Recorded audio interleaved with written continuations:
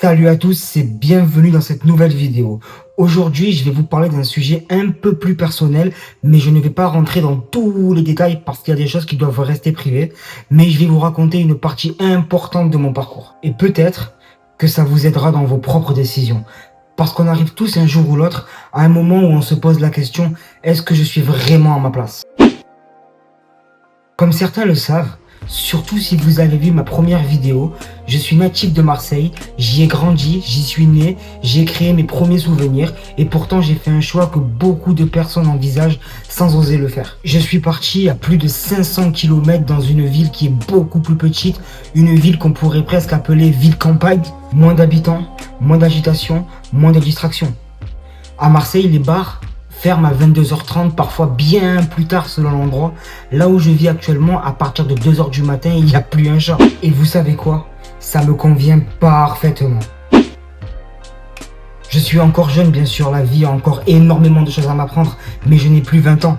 Les soirées en boîte de nuit, les excès, les lendemains difficiles, très honnêtement, ça ne me correspond plus. Je respecte ceux qui aiment ça, mais moi je suis à une autre étape. Aujourd'hui, mes priorités sont différentes. Je cherche la stabilité, le travail, l'évolution et l'équilibre mental. Et parfois, pour évoluer, il faut changer d'environnement. On me pose souvent la question, pourquoi partir à 500 km alors que tes parents sont là-bas? Il y a plusieurs raisons. Et la première est simple, j'avais l'impression d'avoir fait le tour de la ville. Je commençais à m'ennuyer, je me sentais plus à ma place. Et ça, c'est un signal important. Quand tu te lèves le matin avec cette impression de stagnation, il faut l'écouter. Par mes parents, je ne suis pas très famille élargie. J'ai un tempérament plutôt solitaire et je me suffis à moi-même. Et plus je vieillis et plus je me rends compte que c'est une force.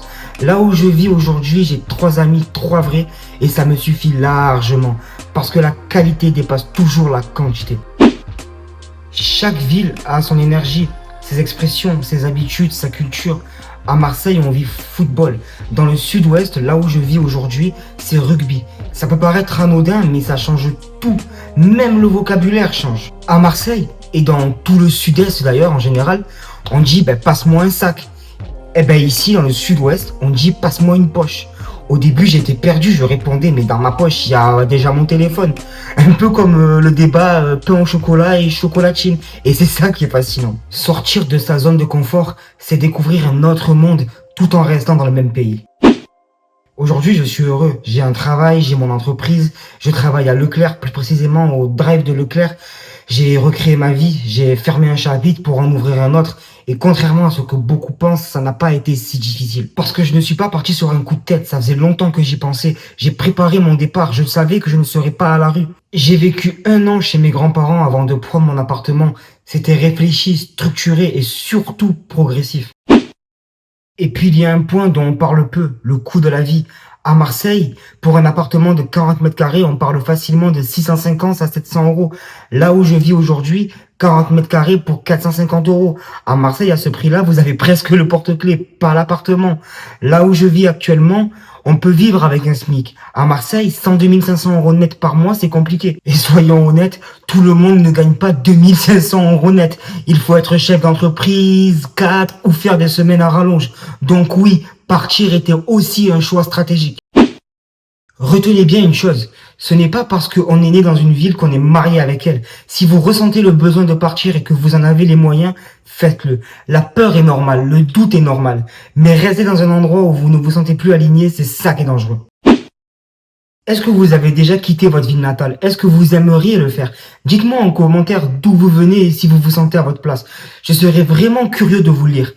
Bien sûr, il faut que je pense à activer les commentaires. Putain, j'oublie à chaque fois. Parce que oui, s'ils sont pas activés, vous risquez d'avoir du mal à mettre un commentaire. Partir ne veut pas dire fuir. Partir peut vouloir dire évoluer. Si je dois reconnaître une chose dans ma vie, c'est ça. J'ai toujours eu une forme de chance avec le travail. Et je pèse mes mots. Déjà à Marseille, c'était presque irréel. J'arrivais à changer de travail comme on change une paire de chaussures.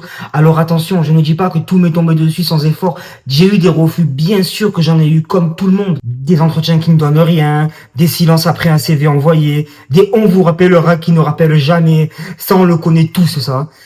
Mais la différence, c'est que j'ai toujours réussi à trouver rapidement. Et quand j'ai décidé de changer de ville, je me suis posé la question que tout le monde se pose. Est-ce que je vais galérer? Est-ce que ça va être pareil? Est-ce que je prends un risque? Je suis arrivé ici en décembre dernier, nouveau départ, nouvelle ville, nouveau réseau, zéro repère. Et en janvier, j'avais déjà trouvé mon premier job. 1 mois. Un seul mois. Quand on sait à quel point le marché du travail peut être compliqué, quand on voit des gens envoyer des dizaines, voire des centaines de candidatures, je me suis dit, ok, il y a quelque chose. Alors oui, je ne suis resté que 9 jours dans ce premier poste. Pourquoi? Parce que Leclerc m'a appelé juste après. Et là, nouvelle opportunité, meilleure opportunité. Parce que à Quick, les salaires, c'est pas ça encore, hein. Ce que je veux vous faire comprendre, ce n'est pas juste regarder comme j'ai de la chance, ce n'est pas ça le message. Le message, c'est que parfois on sous-estime notre capacité à rebondir. Regardez, en 1 mois, maximum 1 mois et demi, j'ai signé 2 CDI. 2! Et je me suis posé une vraie question. Est-ce que c'est vraiment de la chance ou est-ce qu'il y a autre chose derrière? Parce que la chance, ça aide, mais la préparation, la manière dont on se présente, l'énergie qu'on dégage en entretien, la confiance, tout ça, ça joue énormément. Je suis arrivé dans une nouvelle ville sans excuse. Je ne me suis pas dit, on va voir, c'est compliqué, le marché est saturé. Non. Je me suis dit, je vais trouver, point. Et quand vous êtes dans cet état d'esprit, ça change tout. Votre posture change, votre façon de parler change, votre regard change.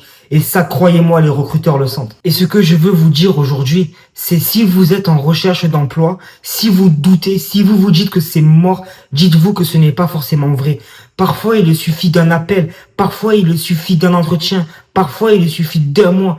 1 mois, croyez-moi que ça peut tout changer. Moi, en 1 mois et demi, j'ai signé 2 CDI et ce n'est pas juste une statistique. C'est la preuve qu'un nouveau départ peut fonctionner. Alors oui, je reconnais que j'ai une part de chance, mais je reconnais aussi que je ne me suis jamais présenté en victime des circonstances. Je me suis présenté en solution. Et ça change tout. Si vous retenez une seule chose de cette vidéo, retenez ça. Ne vous limitez pas avant même d'avoir essayé. Ne partez pas perdant, ne vous dites pas que c'est impossible parce que parfois ce qui vous semble inaccessible peut devenir votre réalité en quelques semaines. Et ça, je l'ai vécu. Aujourd'hui, je suis concentré, je suis apaisé, je suis aligné. Et c'est probablement la meilleure décision que j'ai prise ces dernières années. Si cette vidéo vous a parlé, mettez un like, abonnez-vous si ce n'est pas déjà fait. Et moi, je vous dis à bientôt pour la prochaine vidéo.